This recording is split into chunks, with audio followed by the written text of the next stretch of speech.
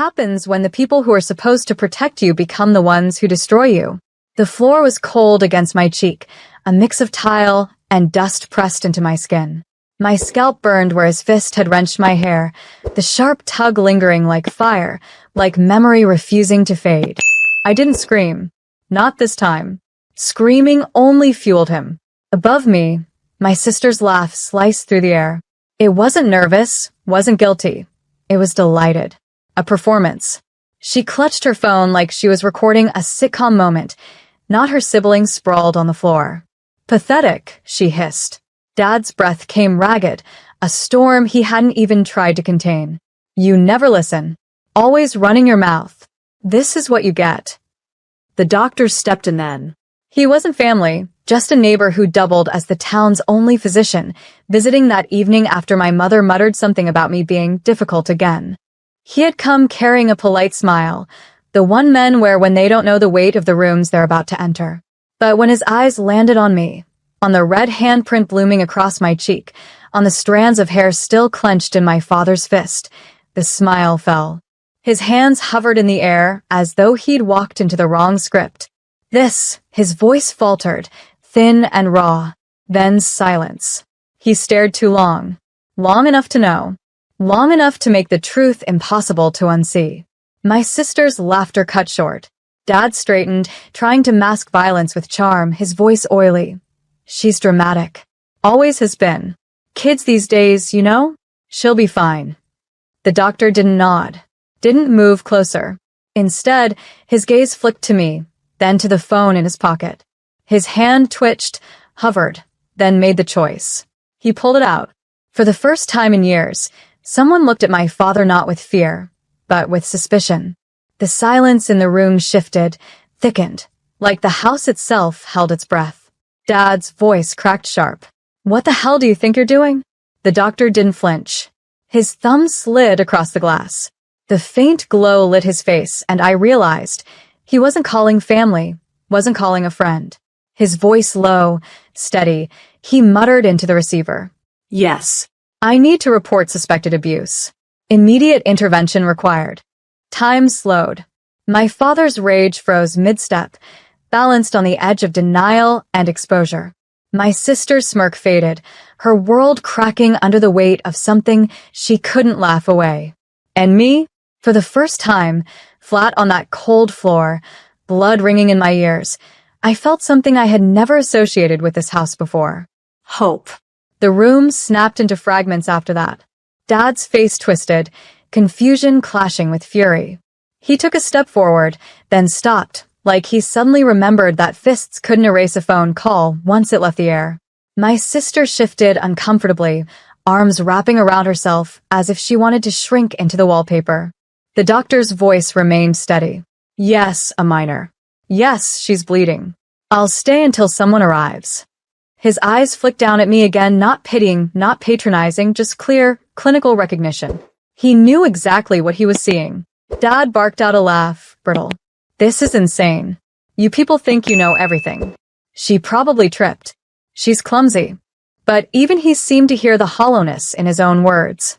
His hand still clutched strands of my hair, a cruel receipt of what had just happened. He let them fall finally, as if evidence might dissolve if he pretended hard enough. I pulled myself up slowly, legs trembling but spine straight. I'd learned over the years not to show weakness in front of him. But tonight, something felt different. Tonight, there was a witness. My sister muttered, "You're making a scene, Dad," but her voice carried no conviction. For once, she wasn't the audience laughing along.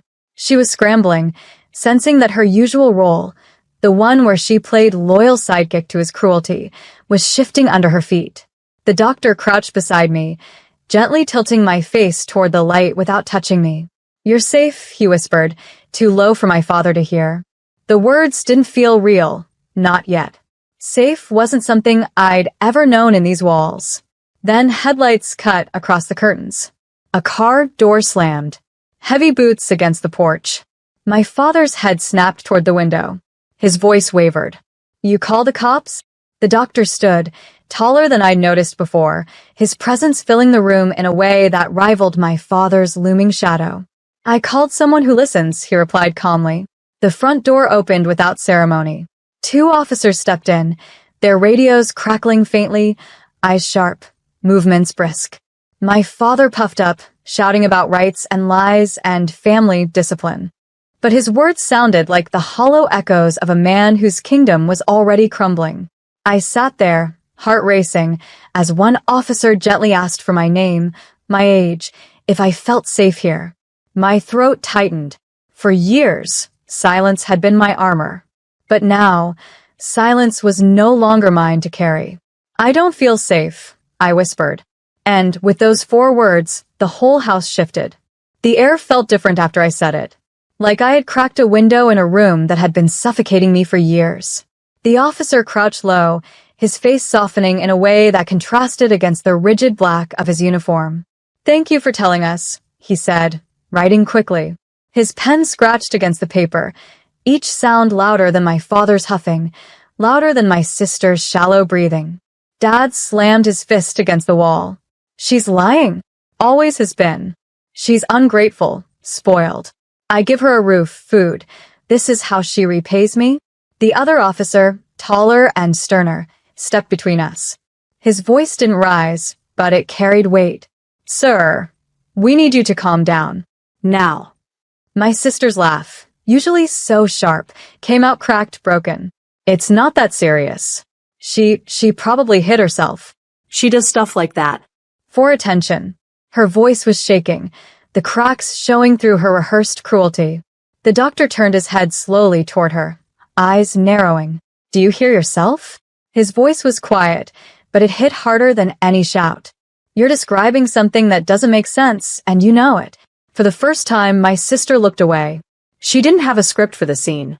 The officer nearest me asked again, Has this happened before? My mouth went dry. Words clung to my tongue like they feared sunlight. I thought about every bruise I'd hidden under sleeves, every excuse I'd made at school, every time I told myself it wasn't as bad as it felt. Yes, I whispered finally. My voice cracked, but the word lingered in the air like smoke. Many times. My father lurched forward, but the taller officer pressed him back with a firm arm. The doctor's phone was still in his hand, recording now, subtle, deliberate, undeniable. The younger officer looked at me again. Would you like to come with us tonight? Somewhere safe. That word again. Safe. It felt foreign, like tasting sweetness after years of bitterness. I looked at my father, his face blotched red, veins pulsing in his neck. I looked at my sister, chewing her nails, eyes darting like a trapped animal. And I realized they were afraid. Not of me, but of something bigger. Of losing control. I'll go, I said. My voice steadied this time. I don't want to stay here. The officers exchanged a look, then nodded. One of them radioed in for backup, the static buzz filling the silence. My father sputtered, rage spilling from him in half-formed threats.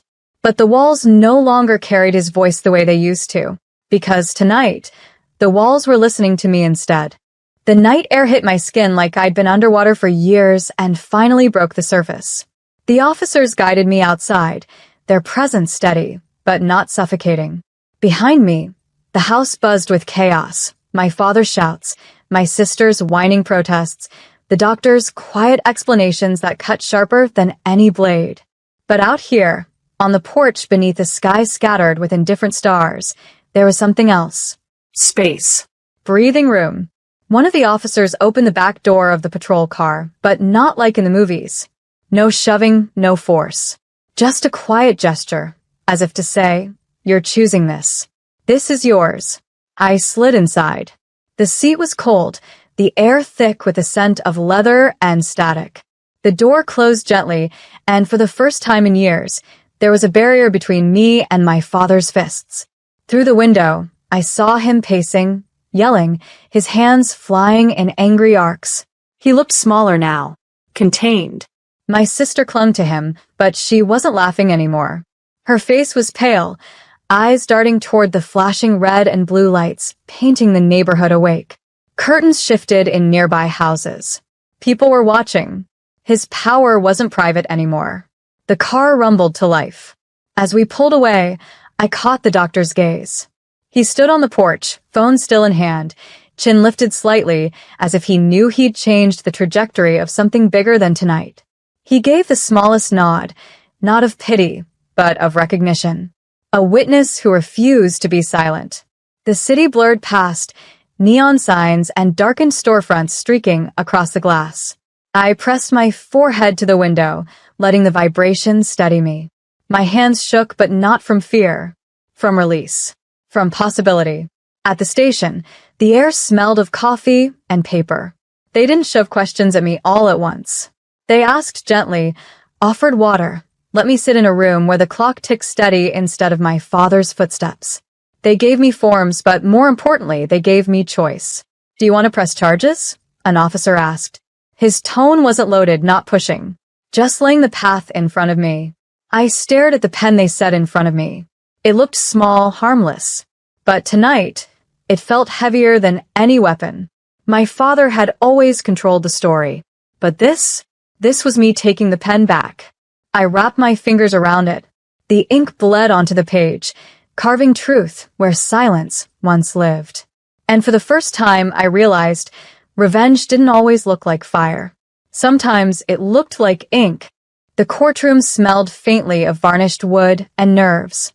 Weeks had blurred into a haze of paperwork, appointments, whispered conversations with people who kept calling me brave, even when I didn't feel it.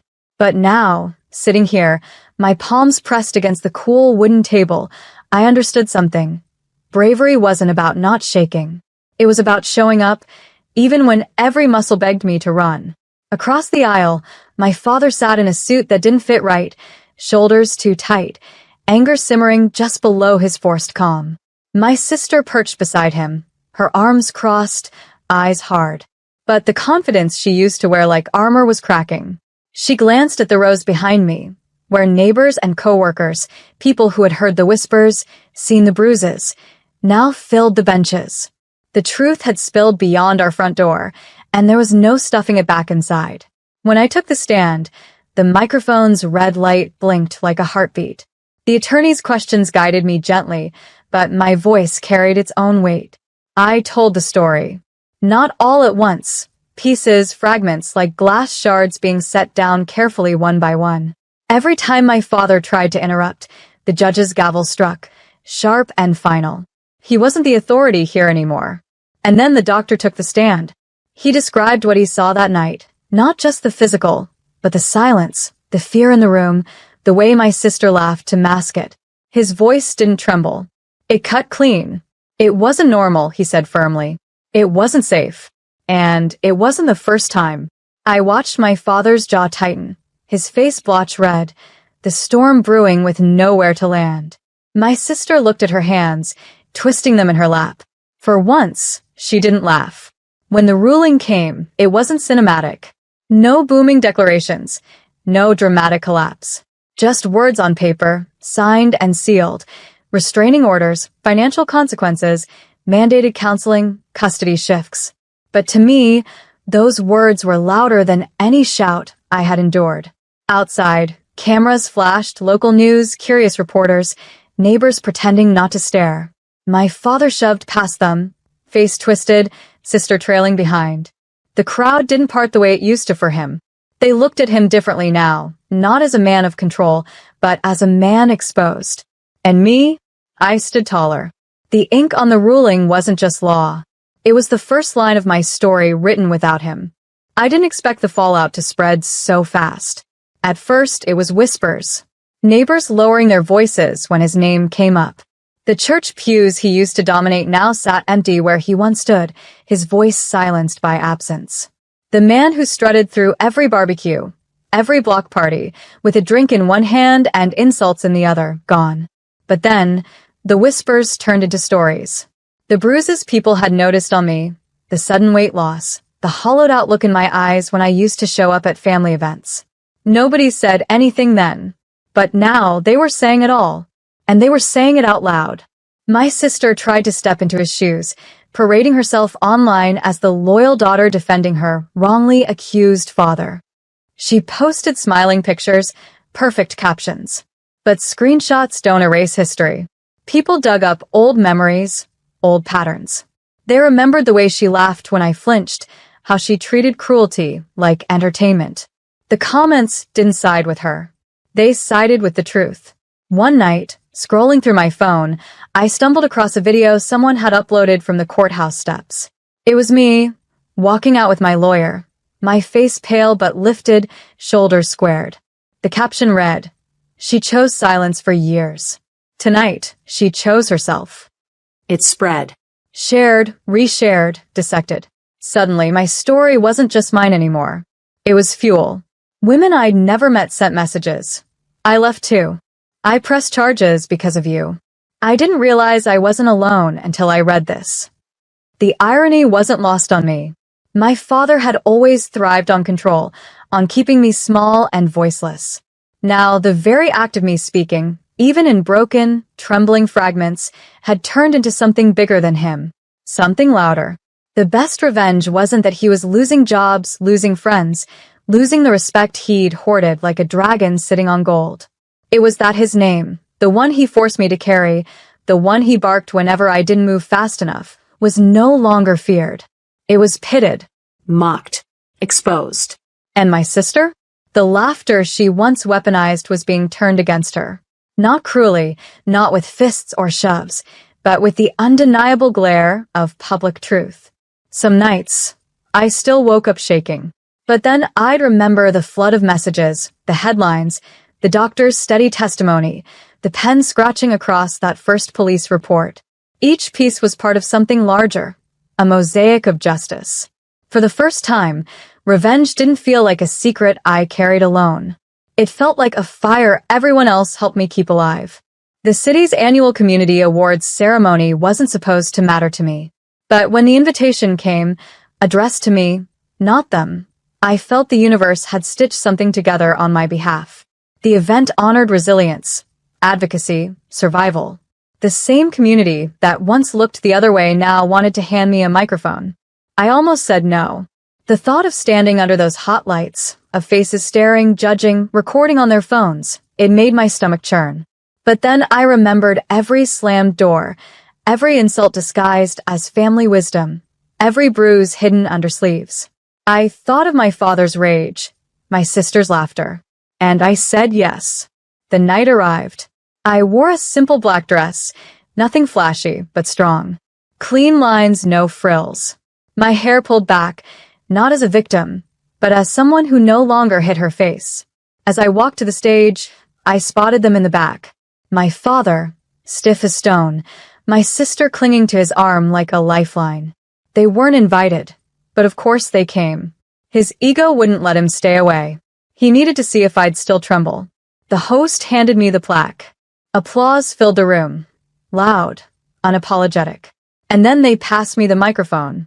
For a moment, silence stretched. My palms slicked with sweat. But then I spoke. Not with rehearsed lines or practice speeches. Just truth. I was taught that silence keeps peace. That speaking up would destroy the family. But silence nearly destroyed me.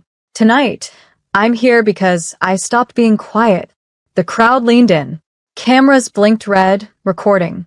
I felt his eyes on me, burning holes. But I didn't flinch. I told them about the doctor, the courtroom. The whispers turned into voices. I didn't mention his name. I didn't need to. The story itself painted him clear enough. And then I looked directly at the back of the room, straight through him, and said, "Abuse doesn't end when the bruises fade. It ends when we stop protecting it." The room erupted. Standing ovation. My father's face twisted, not in control, not in dominance, but in helpless rage. My sister shrank beside him, the laughter gone. It was poetic. He couldn't shout me down. He couldn't slam a door. He couldn't silence the applause. That night, the revenge wasn't in the award, or even the speech. It was in watching him sit there, forced to listen, stripped of power, while my truth filled the air like thunder. After the ceremony, I stepped outside into the cool night air. Applause still echoed faintly from the hall, but out here, everything was quiet. The kind of quiet I used to fear. The kind I now carried like armor. I spotted them again. My father and sister lingering by the parking lot, shadows under the streetlight. He looked smaller, his shoulders hunched, his face strained. She tugged at her phone, pretending to scroll, but her eyes flickered nervously toward me. For a moment, I just stood there. No words. No need to approach. I realized they were waiting for me to come running back, begging for acknowledgement, for forgiveness, for some false reunion. But I didn't move. Instead, people began to pour out behind me. Strangers, neighbors, even reporters. They congratulated me, shook my hand, asked for quotes. Cameras flashed. My father had to watch as I became the center of attention, not as his daughter, not as his burden, but as my own person. That was the final strike. He could live with courtrooms. He could live with whispers. But public irrelevance? Being forgotten while I rose higher? That was unbearable. I turned once, just enough for him to see the calm on my face. Not anger, not fear, just peace. Then I walked away. Months passed. He tried to call. My sister sent messages, guilt-laced, frantic. I didn't block them. I didn't reply either. Their words sat unread, stacking higher and higher, until my silence became its own kind of sentence. Poetic revenge wasn't loud. It wasn't destructive. It was absence. The absence of my compliance, my suffering, my silence. The absence of the control they once fed on. And life, in its quiet way, kept unfolding for me. I moved into a new apartment. White walls, wide windows, sunlight spilling in. I kept the award on a small shelf, not as a trophy but as a reminder. Survival is louder than abuse. One morning, I brewed coffee, sat by the window, and watched the city stir awake. My phone buzzed with another desperate text. I turned it face down, smiled softly, and whispered to myself, "What happens when silence is louder than revenge?" I finally knew the answer. It happens now. In every breath I take without fear. In every step forward. In every moment they sit in their own shadows, waiting for a response that will never come. The final act of revenge wasn't fire or fury. It was living fully, while leaving them behind in the ruins they built for themselves. And that was completed.